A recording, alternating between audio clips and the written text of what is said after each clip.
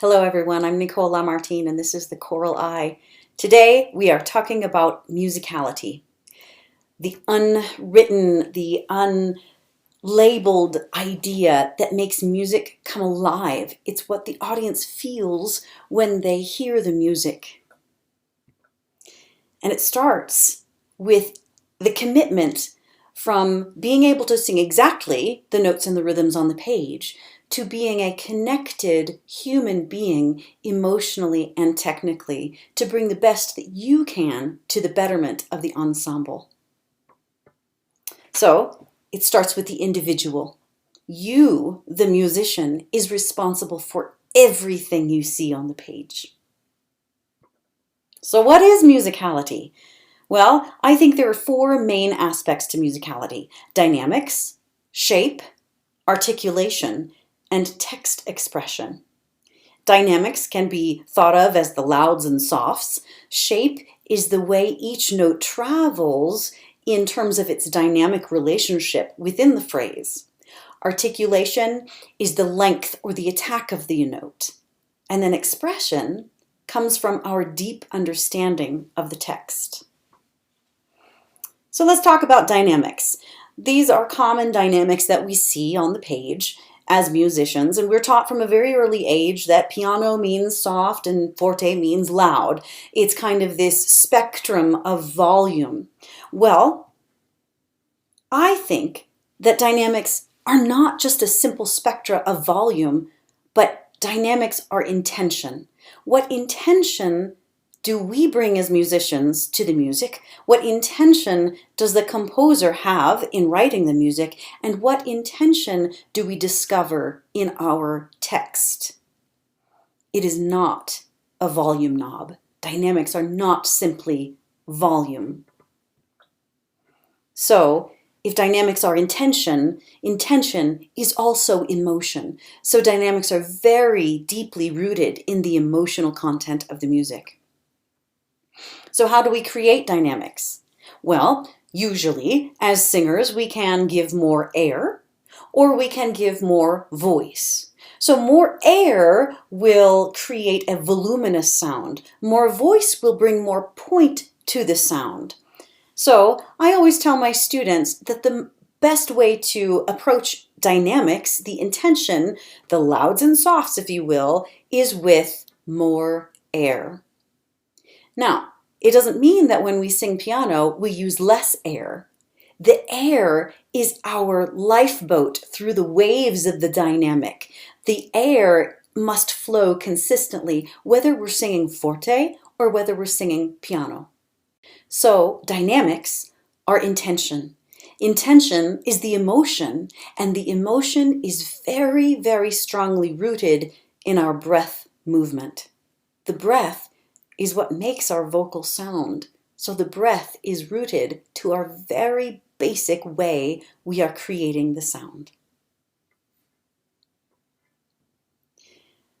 So shape is related very much to dynamics. It's kind of the micro dynamics of every note and every phrase. So I like to think of every note having either a shape that goes like this, a shape that goes like this, or a shape that goes like this. So every note is going to or coming away from another. There is shape within the smallest 16th note that we sing. And by shaping every note, then we can put those building blocks of that musicality together in each note to build the phrase that we sing.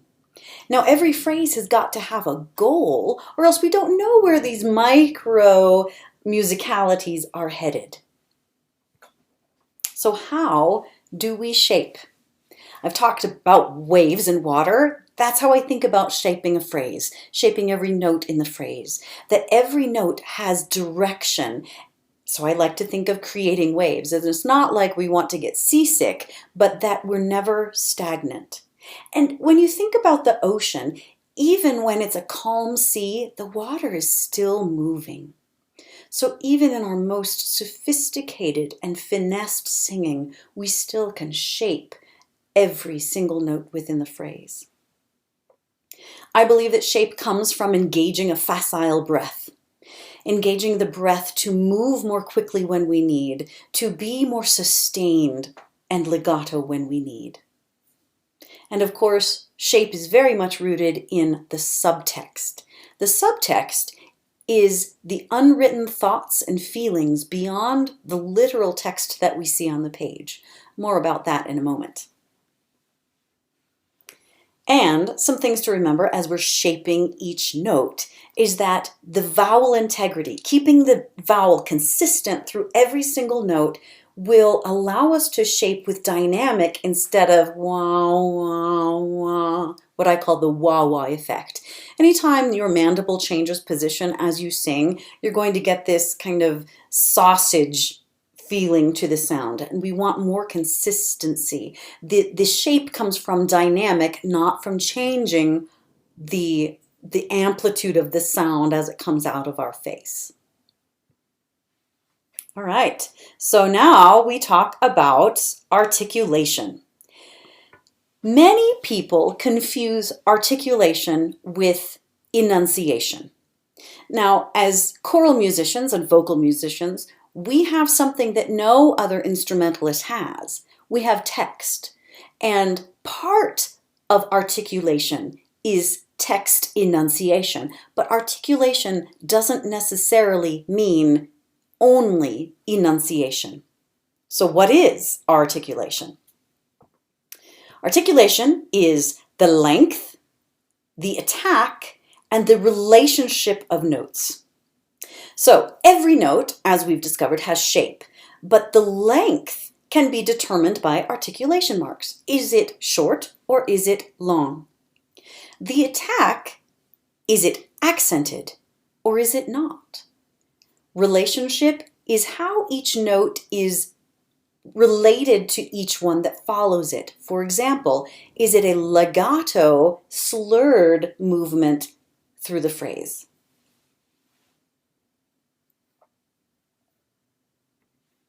So when we talk about the length of the note in articulation, some examples are staccato. Staccato means short.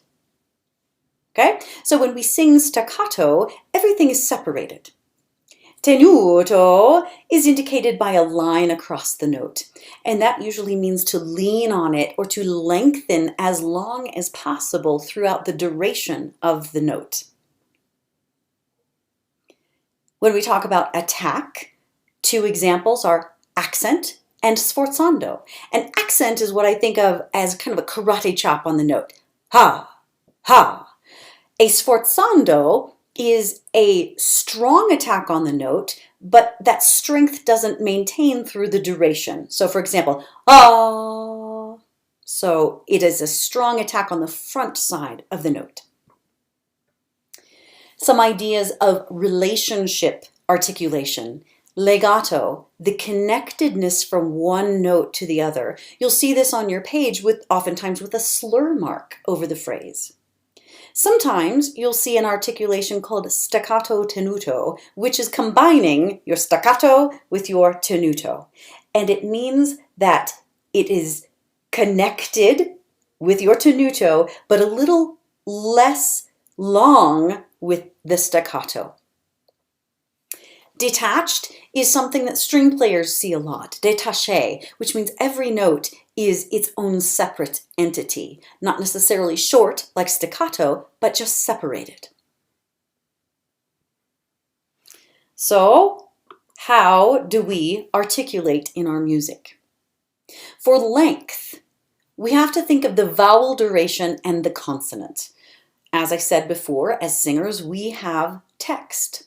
So, for example, the length of the note will elongate the vowel if the length is long. Oh, beautiful. And of course, the consonant will also change the length of the note. If the note is short, the consonant will come early. For example, same song, but staccato. Oh, beautiful for spacious skies. So you see that we change the length of the vowel, but also where the consonant comes in relationship. For attack, I like to think of two ways that we can attack a note, either with airflow or with the vocal onset. So when we see an accent on the page, we can accent from here, for example, with a glottal stop, or we can accent from our abdominal wall, ha, ha, ha. I think the most vocally healthy way is to always think of those attacks as being generated from your abdominal wall with your airflow, okay? And for your onsets, we have lots of different onsets, specifically 3. We have a glottal onset. It's where your vocal folds come together and are popped apart by the air that is coming through the vocal folds. I know, I. A coordinated onset is the perfect balance between a glottal stop and a breathy sound. I. A breathy onset is, for example, the word hallelujah. Ha, ha. You hear the airflow before the pitch sounds. Now here's an interesting example. Take the Hallelujah chorus by Handel, for example. If we wanted to accent the first Hallelujah, we can accent with a breathy onset and an accent. So the breathy onset means my vocal folds will be open, but the accent will come from my abdominal wall.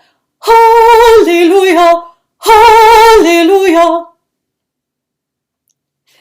So in terms of the relationship of the notes, I think of this as always being that string that holds the pearls together. It's the airflow. The airflow has to be consistent, even in separated singing. For example, if we're singing a string of staccato notes, if we stop the air every time, it's a whole lot more work to sing, and it's more taxing on the voice. So if the airflow remains consistent and we shorten the note with the consonant, for example, or just letting the note go, then the airflow remains consistent. The integrity of the vowels is better, the intonation is better. So airflow must remain consistent whether the relationship is connected or detached. Okay, so now we get to talk about text expression. Text is phenomenal. It's the one thing that is the icing on the cake for vocal musicians. It's a way for us to sing more deeply and more emotionally connected. So text expression is really two things. It's intelligibility of the text. Can I understand what you're singing? And honest communication. Honest communication comes from within the individual, with a basis of understanding of what the text really is, and then an emotional connecting to my own experience. So, intelligibility is diction. As I said before, enunciation is not necessarily articulation, but can be a part of it. But intelligibility is diction. Diction is enunciation. So 3 ideas to think about when we are exploring diction. The first is the difference between voiced and unvoiced consonants. So a voiced consonant is any consonant where I can feel my voice vibrating here as I make it. For example, d, d, d. I feel the vibration as I am creating the consonant. The unvoiced pair to d is when I don't create a sound here. T, t, t. I'm just moving air through my articulators to enunciate the sound. So oftentimes we will replace, not intentionally, an unvoiced consonant for a voiced consonant. For example, the word God that we have a lot in choral music. Many times I hear singers say, God. And what you actually heard was an unvoiced consonant replacing the voiced consonant d. It should sound like this, God. So I'm actually singing on the consonant as I release the sound. The other idea is elided consonants or shadow vowels. This is a style of diction. So in elided consonants, we take the consonant that ends one word and we squish it over to start the next word. In shadow vowels, we take each word as its own entity and we create another little vowel in between each word. So for example, this is elided diction. Oh, beautiful for spacious skies. Here is shadow vowels. Oh, beautiful for spacious skies. So you can hear the very separate way that I sing those phrases in the shadow vowel style. Vowel integrity is also a big part of diction. If the vowel changes as we're singing a long note, it's actually harder for the audience to understand what we're saying. Now, the exception to this is a diphthong, where we have two vowel sounds on one syllable. For example, the word day. Day. The first vowel is a, the second vowel is e. Day. So when we're talking about vowel integrity, the first idea is to create the same vowel for as long as we can together as an ensemble, and then if there is a diphthong, to change to that second vowel at the same time, and to make a distinction between the two vowels.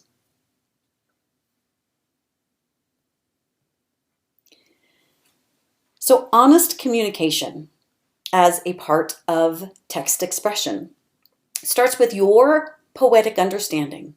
Do you know what you're talking about? Have you translated the text? Have you done your research as to the poet? Do you know the historical background of the text? The second idea is to make it personal and to make it real. Until we feel something here, that emotion will never be real in our singing and in our communication. So we might not have lived the same experience as the person in the poem, but we have lived an emotional life. And so we take the emotion that we see in the poem and we try to relate it to something that we've experienced in our own lives to make it real for us. Then it becomes real in our singing, real in our emotion, and real in our ensemble. So, how do we become expressive? The first step is to speak the text as a poem. Take the text out of the music. You know, when the composer wrote the piece, the composer probably read the poem first and then came up with the music. It does a disservice to our composer and our poet if we try to digest both the music and the poem at the same time, because the original art form was most likely the poem. So read the poem as a poem, to see where each stanza lies, to see the rhyme scheme, to identify any words that you might not know. Then you can take that poem and put it back into the music and speak it in rhythm. So how did the composer set each line of the text? Is it speech-like? Does it go along with the feeling that you had when you read the poem? Does it match? Does it not match? The second idea is to ask yourself in analysis, who is speaking in the poem and what do they want? So oftentimes our text will have a character, sometimes a narrator, and sometimes it's just prose. And so we have to figure out what that means as a person. So who is speaking and what do they want? Every human emotion is guided by a sense of need, a sense of purpose. And if we can identify that same second question in our analysis, we have a greater understanding of the emotional content of the poem. The third idea is, what is the subtext? As I mentioned before, the subtext is all of the unwritten thoughts and feelings that aren't part of the literal words of the poem or the text. So for example, if the text is, I am going to the store, the subtext might be, I can't wait to get ice cream. So the text states what it is. The subtext is a deeper understanding of all of the emotional content that is not stated literally in the text. So then the fourth idea is to identify what emotions are present in both the text and the subtext. So if the text is, I'm going to the store, what's the emotion? Well, we don't have a lot to go on. Some of us don't like to go to the store because we have to spend money. We don't know yet. The subtext, I can't wait to get ice cream. Wow, there's lots in there. Some joy, there's some anticipation, there's some excitement. So by delving into the subtext, oftentimes it illuminates for us what emotions are really there in the music. So to review, musicality is an individual endeavor. It involves your approach to dynamics, rooted in your intention and your breath, the shape of every single note, and the goal of every single phrase. How we approach each note in our articulation. And finally, and maybe even the most importantly, how we approach our text. Do we really understand it? And can we communicate it honestly as a singing musician, as part of the ensemble? So as you grow in your musicianship, remember that you are the only one who can bring the musicality to the music. It starts with you, the individual, in terms of how you bring that to the ensemble. Thanks so much for being with me today. Join me next time on the Choral Eye.